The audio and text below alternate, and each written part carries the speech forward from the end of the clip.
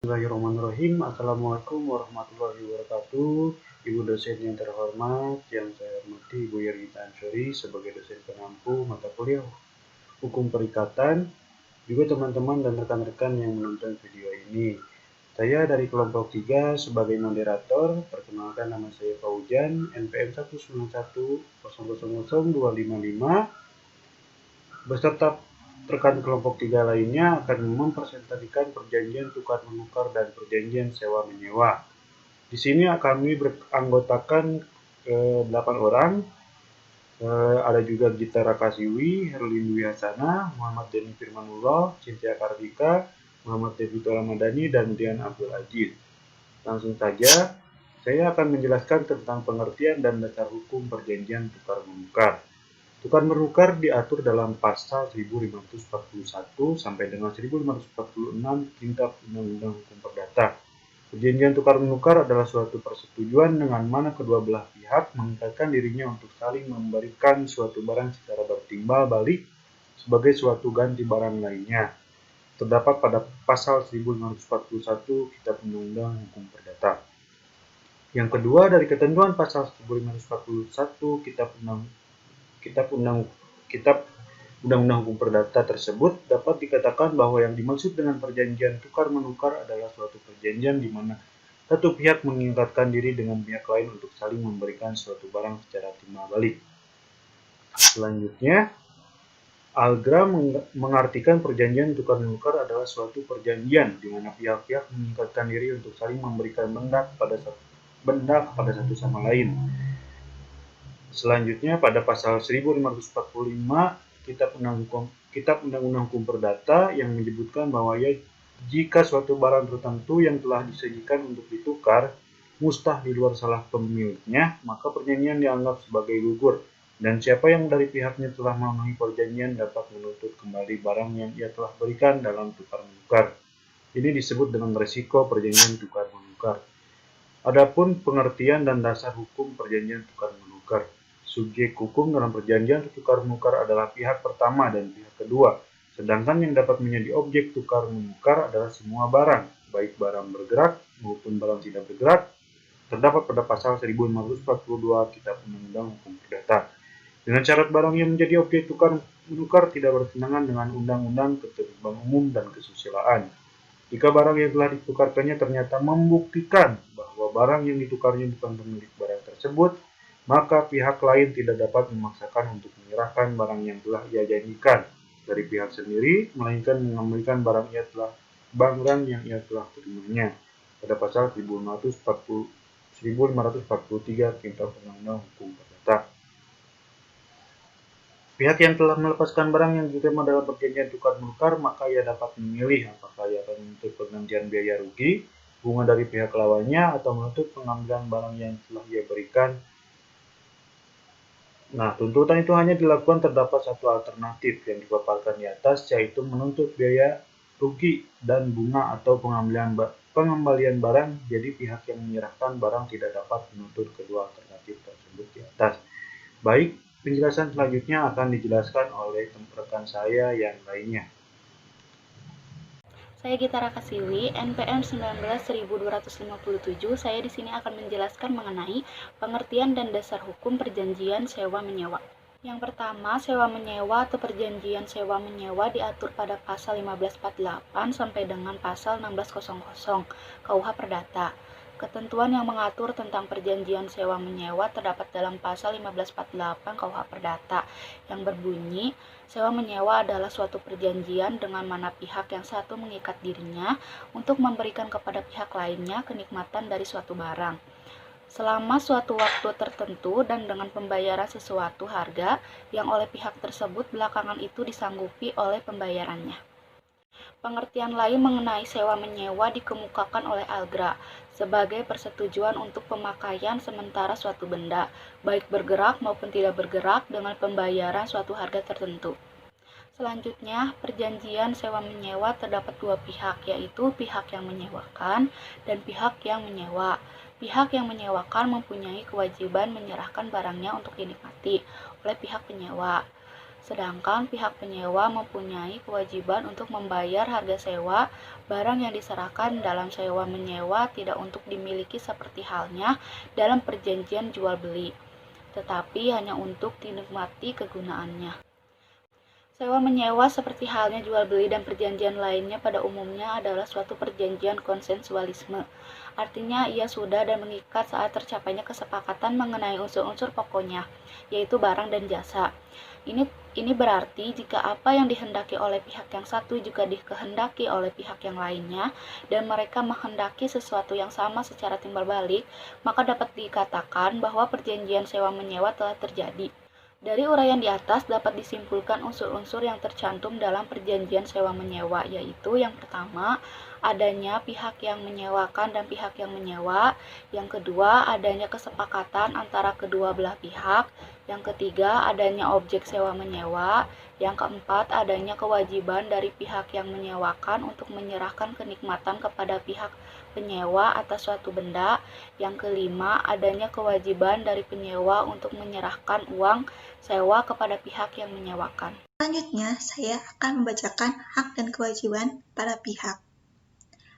Yang pertama, dalam perjanjian tukar-menukar, pihak pertama dan pihak kedua berkewajiban menyerahkan barang yang ditukar, sedangkan haknya menerima barang yang ditukar. Yang kedua, sewaktu membuat perjanjian, masing-masing pihak dapat memberikan pengertian sendiri-sendiri mengenai hal-hal yang diperjanjikan, sehingga tidak jarang terjadi timbulnya persoalan atau perbedaan pendapat dalam pelaksanaannya. Yang ketiga, persoalan-persoalan tersebut tidak nampak pada waktu membuat perjanjian. Oleh karena itu, untuk menentukan hak dan kewajiban para pihak sangat diperlukan pedoman dalam melaksanakan dan menafsirkan sesuatu perjanjian. Hak dan kewajiban para pihak dalam perjanjian sewa-menyewa menurut pasal 1548 KUH Perdata. Hak dan kewajiban para pihak dalam perjanjian sewa-menyewa menurut KUH Perdata adalah bagi pihak yang menyewakan, menyerahkan benda sewaan kepada penyewa, memelihara benda sewaan sedemikian rupa, sehingga benda itu dapat dipakai untuk keperluan yang dimaksud dan menjamin penyewa untuk menikmati benda sewaan selama berlangsung sewa-menyewa. Sedangkan bagi pihak penyewa adalah memakai benda sewaan sebagai penyewa yang baik sesuai dengan tujuan yang diberikan pada benda itu menurut perjanjian. Membayar uang sewa pada waktu yang telah ditentukan. Pengembalian benda sewaan dalam keadaan baik. Sebab, jika pihak penyewa menerima benda sewaan dalam keadaan baik, pengembalian pun dalam keadaan baik dan tidak mengulang sewaan atau mengalih sewaan tersebut kepada pihak lain, karena adanya larangan dalam perjanjian dengan ancaman pembatalan dan pembayaran ganti kerugian. Akibatnya yaitu uang prestasi. Akibat uang prestasi, pihak yang merasa dirugikan akibat adanya uang prestasi bisa menuntut pemenuhan perjanjian, pembatalan perjanjian, atau meminta ganti kerugian pada pihak yang melakukan uang prestasi. Ganti kerugiannya bisa meliputi biaya yang nyata telah dikeluarkan, kerugian yang timbul sebagai akibat adanya uang prestasi tersebut, serta bunga. Uang prestasi ini merupakan bidang hukum perdata. Apabila telah terjadi uang prestasi, maka langkah yang dapat diambil adalah melakukan somasi atau teguran atas tindakan ingkar janji tersebut. Somasi atau teguran ini bermanfaat untuk mengingatkan pihak yang telah uang prestasi terhadap kewajiban harus dipenuhi sesuai perjanjian. Untuk menuntut pembatalan suatu kontrak dan ganti rugi debitur, pertama-tama debitur harus uang prestasi, dan uang prestasi itu terjadi karena kesalahan atau kelalaiannya. Tidak dilaksanakannya kewajiban kontrak tidak membuat debitur serta-merta otomatis berada dalam keadaan uang prestasi. Untuk membuatnya berada dalam keadaan uang prestasi, kreditur harus melakukan langkah pendahuluan berupa penyerahan surat peringatan atau somasi kepada debitur. Assalamualaikum warahmatullahi wabarakatuh. Nama saya Muhammad Yeni Firmanullah, nomor NPM 191000259. Di sini saya akan menjelaskan dan lebih tepatnya akan melanjutkan apa yang tadi disampaikan oleh rekan saya. Di sini saya akan menjelaskan berakhirnya perjanjian. Pada dasarnya, perjanjian atau kontrak yang telah dibuat dan dilaksanakan oleh para pihak dapat berakhir atau dihapus. Jika perjanjian atau kontrak tersebut berakhir atau dihapus, maka perikatan atau hubungan hukumnya telah berakhir atau dihapus juga. Sebaliknya, jika perikatan yang bersumber dari kontrak berakhir, maka perjanjian atau kontraknya pun berakhir. Namun, terdapat logika lain yang diartikan sebagai pengecualian, yaitu suatu perikatan atau hubungan hukum dapat berakhir. Namun, perjanjian atau kontraknya belum berakhir. Sebagai contoh, pembayaran harga barang oleh pembeli berakibat hukum perikatan mengenai pembayarannya menjadi berakhir atau dihapus. Namun, perjanjian atau kontrak jual belinya belum berakhir karena perikatan mengenai penyerahan barang belum dilaksanakan oleh penjual. Sebaliknya, perjanjian atau kontrak dapat berakhir, tetapi perikatan yang bersumber dari kontrak itu tidak berakhir. Sebagai contoh, perjanjian atau kontrak sewa menyewa sudah berakhir, tapi perikatan mengenai pembayaran uang sewanya belum berakhir karena belum dibayar oleh penyewanya. Setidaknya, terdapat beberapa alasan yang menyebabkan suatu perjanjian atau kontrak tersebut berakhir, yaitu yang pertama, jangka waktu berakhirnya perjanjian atau kontrak, yang artinya para pihak telah menentukan dengan tegas terkait jangka waktu berakhirnya perjanjian atau kontrak. Lalu yang kedua, jangka waktu berakhirnya perjanjian atau kontrak telah ditentukan oleh undang-undang. Ini berkaitan dengan pasal atau telah diatur dalam pasal 1066 ayat 3 Kitab Undang-Undang Hukum Perdata. Lalu yang ketiga, salah satu pihak telah meninggal dunia, misalnya dalam perjanjian atau kontrak pemberian kuasa. Ini diatur dalam pasal 1813 KUH Perdata dan juga perjanjian atau kontrak perburuhan dalam pasal 1603 huruf J Kitab Undang-Undang Hukum Perdata dan perjanjian atau kontrak perseroan yang diatur dalam pasal 1646 ayat 4 Kitab Undang-Undang Hukum Perdata. Lalu yang keempat, salah satu atau kedua belah pihak menyatakan penghentian perjanjian atau kontrak, misalnya dalam kontrak kerja atau kontrak sewa menyewa. Yang kelima, karena putusan hakim. Artinya, berdasarkan upaya hukum yang dilakukan oleh salah satu pihak yang dirugikan di pengadilan. Akhirnya, pengadilan memutuskan untuk membatalkan suatu perjanjian atau kontrak tersebut. Biasanya, gugatan yang diajukan adalah gugatan cedera janji atau yang biasa disebut kontestasi atau perbuatan melawan hukum. Lalu yang terakhir, tujuan kontrak telah tercapai, misalnya kontrak pemborongan, yaitu di mana suatu membangun sebuah gedung dan si gedung itu setelah beres. Mungkin dari saya segitu saja.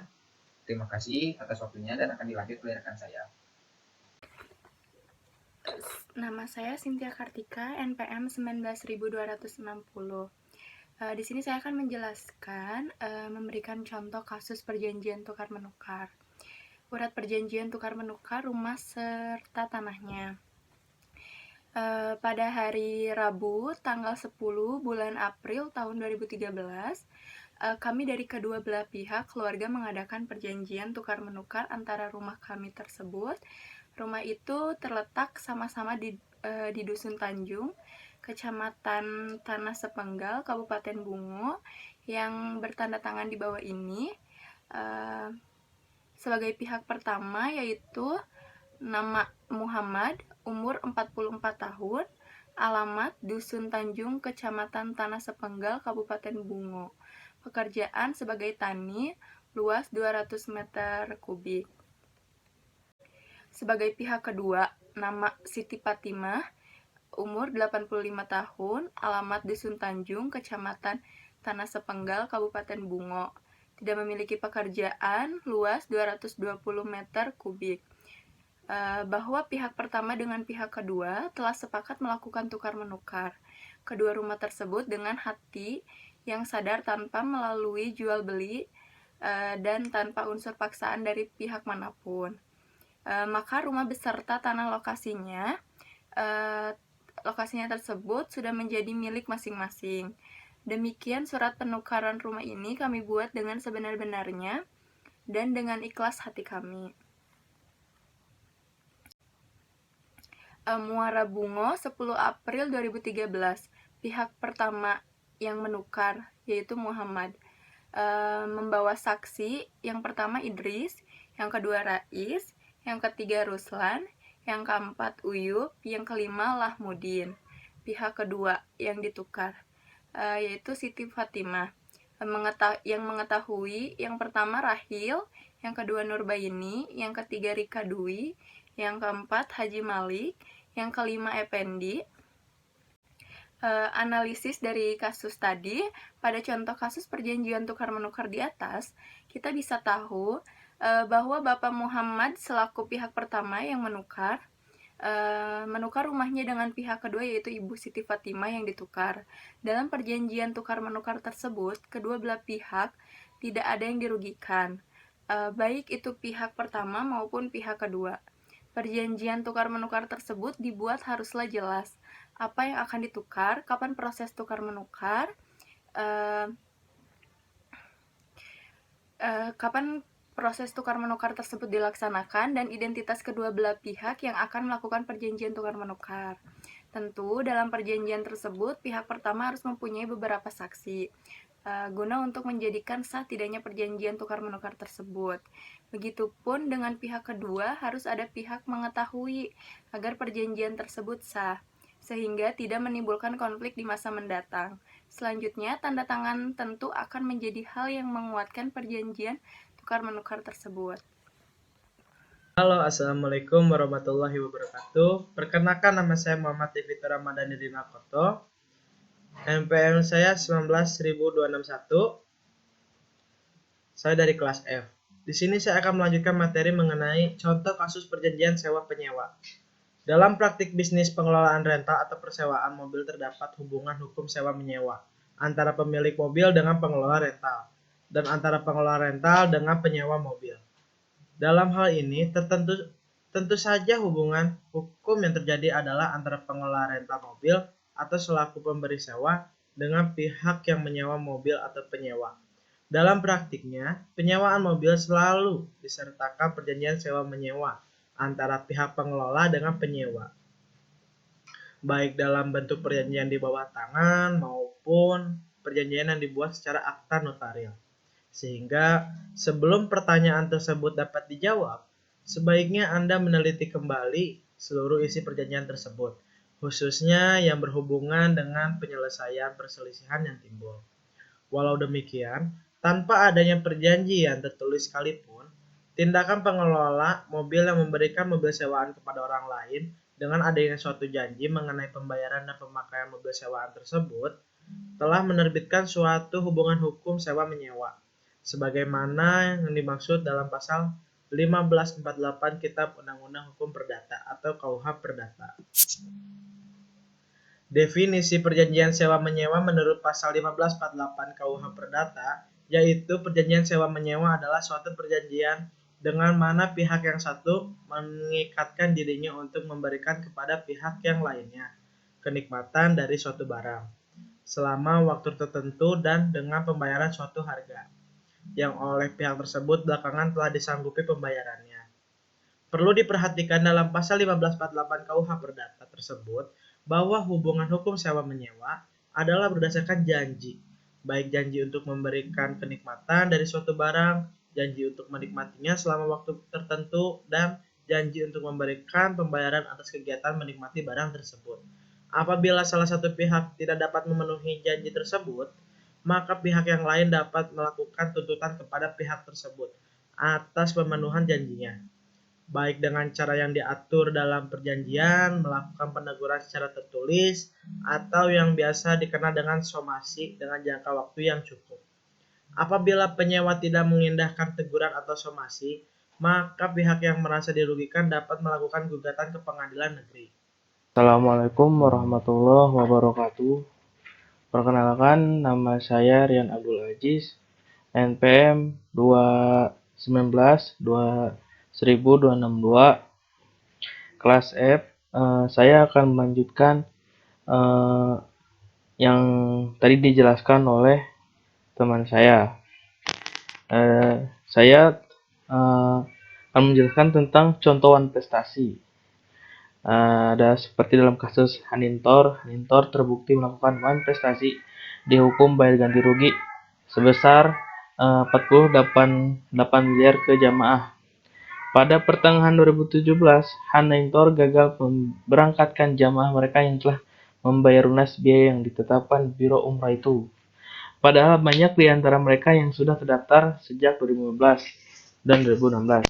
Kementerian Agama pun kemudian mencabut izin operasional Biro Umroh ini, meredam kekhawatiran para calon jamaah umrohnya perusahaan ini pada 18 Agustus 2017 menekankan perjanjian dengan sekitar 72 calon jamaah yang isinya akan mengembalikan uang para calon jamaah umroh tersebut dengan jangka waktu maksimal 90 hari. Jumlah uang mesti dikembalikan sekitar 9 miliar, belakangan perjanjian itu dilanggar. Para jamaah pun berunjuk rasa kembali dan sebagian di antara mereka kemudian datang ke kantor pengacara publik David Tobing, meminta bantuan hukum setelah mereka melihat Hanintor tak memiliki itikat baik memenuhi perjanjian yang telah disepakati.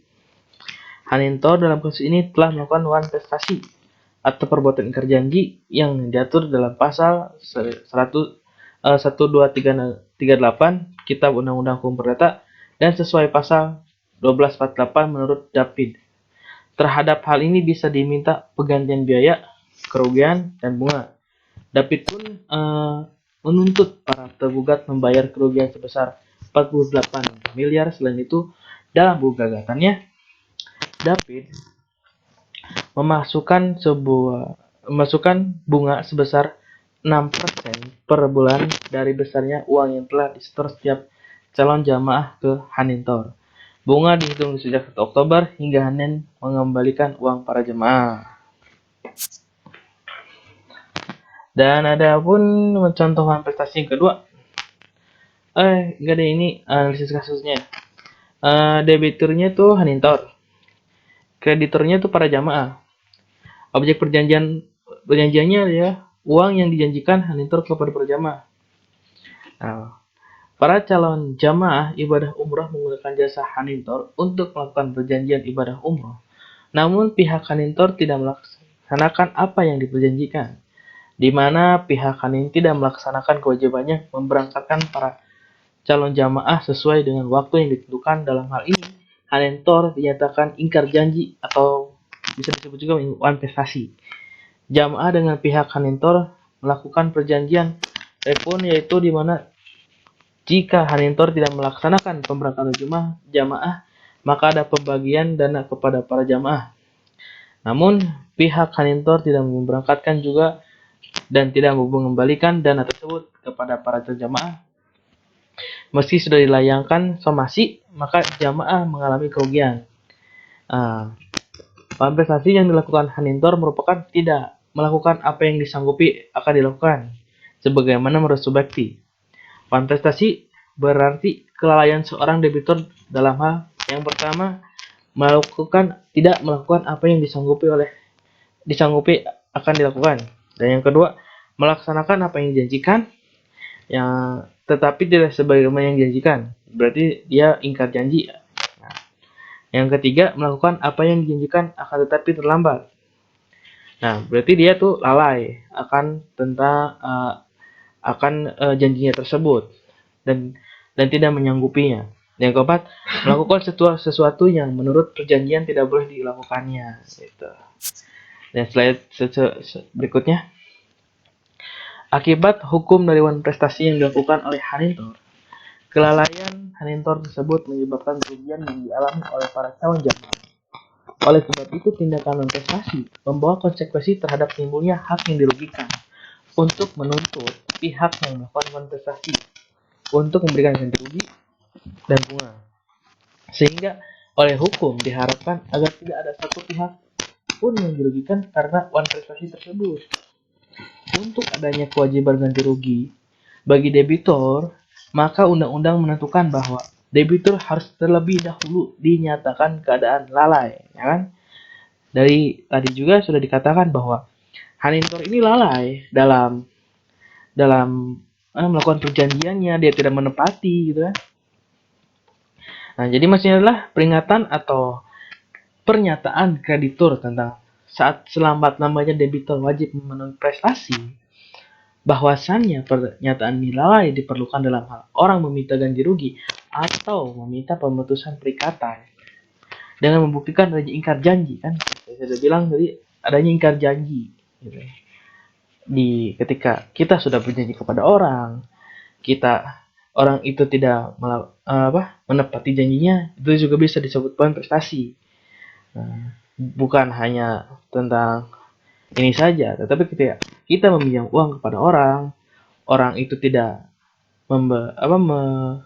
mengembalikannya kembali, dan dia sudah menyajikan akan contohnya akan dia bayar tanggal sekian, tapi dia terbesok dia tidak membayarnya hari itu. Nah, itu bisa dikatakan kompensasi juga. Gitu. Hal itu digunakan untuk mengatasi kemungkinan agar debitur tidak merugikan kreditur, sebagaimana diatur dalam pasal 1248 KUH Perdata.